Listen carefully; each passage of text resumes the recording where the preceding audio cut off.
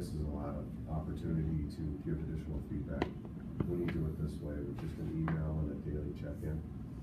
For some examples, if somebody's looking for additional training and what can they do in the future, future opportunities even within the company. That's career tracking. Yeah. This is performance. Some of it's kind of wrapped in together a little bit. Sure. When you're doing performance reviews. Absolutely. Or I've done quarterly reviews, sit down and talk about, what have you achieved, what are you still looking to achieve? Yeah. Those type of things. Is that career development, or is that, how do you label those? Yeah, so this process is focused on performance management. The conversations you're talking about and why it's so complex to be someone's manager or supervisor are really a comprehensive, now you're moving into a conversation about potential.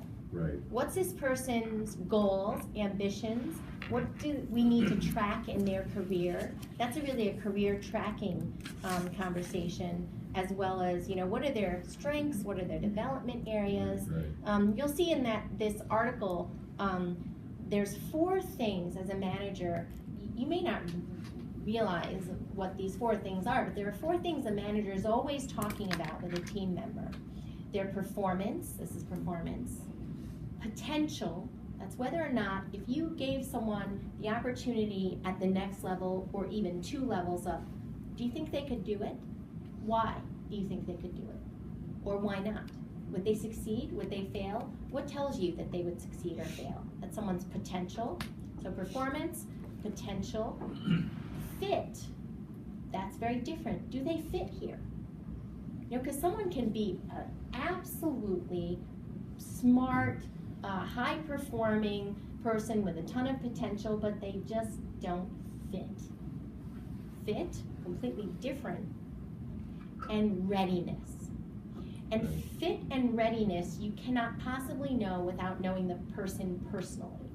And readiness are things like this. So, are they somebody who you would really love to see be the new outstation manager in Miami, because they would be perfect for that role, but you don't know them well enough to realize that there's no way they're going to move to Miami. They have 0 interest in. Do you know the person well enough to know whether or not they have any interest at all in moving from what they're doing now? Are they happy just staying what they're doing right now, which is also very valuable. So there's really 4 things we're always thinking about when we're somebody's manager and we're somebody's supervisor, but we may not think of it in those buckets. This is performance. And the reason that it's just a process for performance only is because we're not very good at this yet.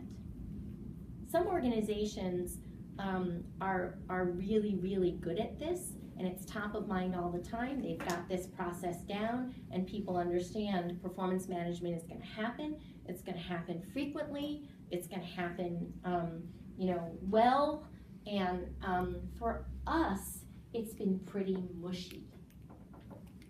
And it's because so then people are siloed. Some people do this, other departments do that, other departments do nothing. It really varies. It really varies.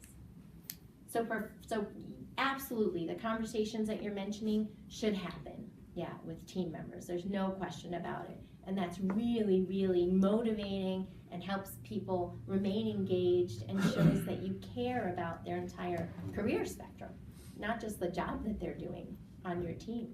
Yeah, absolutely. Absolutely. Do we have anything like that developed yet at this Not time? yet. Okay. So career tracking will also happen. We're going to start with something, just to give you an idea of the vision, called a flight plan. Flight plan where people will, be able to talk about, if I want to know what my key strengths and development areas are, if I have ambitions at Sun Country Airlines in different roles, just writing that down.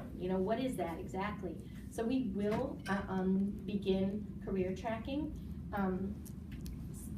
components, and we'll talk later too about the very beginning building blocks of how career tracking will happen.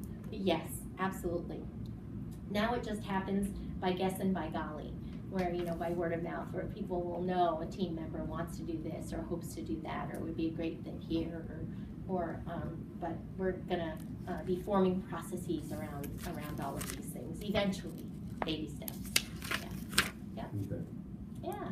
I do a quarterly one, so maybe Yeah, I'll show it. great. To you, and I'll just get your feedback on it. Yeah, or if I fabulous. just, I love that. That'd be great. No, that'd be great. Absolutely. And of course, we love hearing that. That's valuable for this room, to hear what people do and the things that they focus on and the things they believe are important for team members, because these are important aspects for team members. Before I mention generations, millennials insist on development. Millennials insist that there is some career tracking component for them. So very, very different than previous generations. The average length of stay in a job for a millennial, which is somebody who's 35 and younger, is 27 months. Not a very long period of time. And now those Gen Xers and baby boomers, if they are job searching and they've been in a role more than 10 years, they're sometimes asked, Karen, you would know this, they're sometimes asked, well, why were you in this job for 16 years? Tell me about your level of adaptability and agility. And it's like, what? I thought I was loyal. I thought I was being loyal. Yeah. So career tracking is important. Oh, hold on. Oh, that's okay. I'm sorry about that.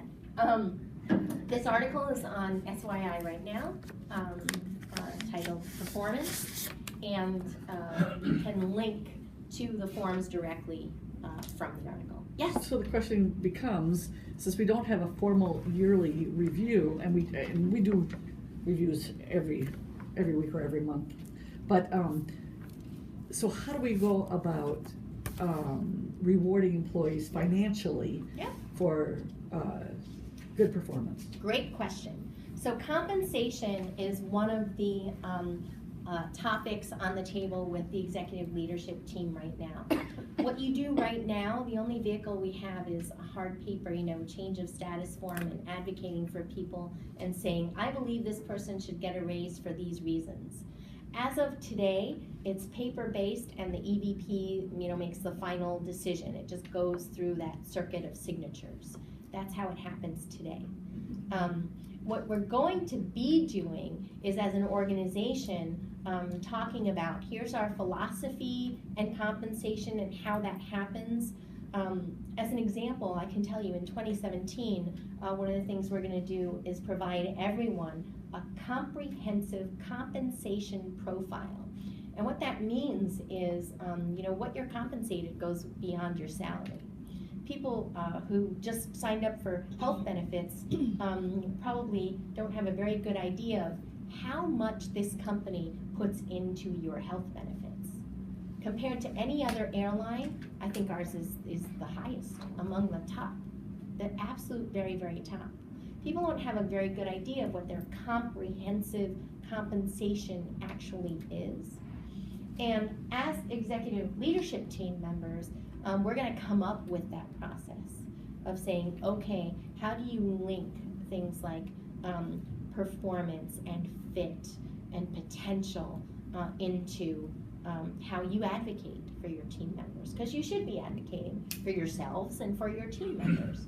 But how that gets approved depends on a lot of things. The state of the business, so can we support raises at all? That big question. The even bigger question of the industry, what does the market bear for the kind of roles that people are in? And that's information everyone should know about their own roles, but information that the organization also can be researching. And then finally, coming down to the individual level, the things we were talking about here, the performance, the potential, and the fit. So there's so many different components when we're looking at compensation, and we have to come up with the process. But the process right now is advocating just like you would or have been, using that change of status form as a request, And ultimately, it's your EVP who says yay or nay to those advocacy requests. Yeah. And we'll hopefully get sharper and better and in the future. Any other questions about performance, compensation at all? They're important topics. But we've just, like I said before, kind of done them by guess and by golly previously, and in siloed ways. So hopefully that will, that will change. That will change.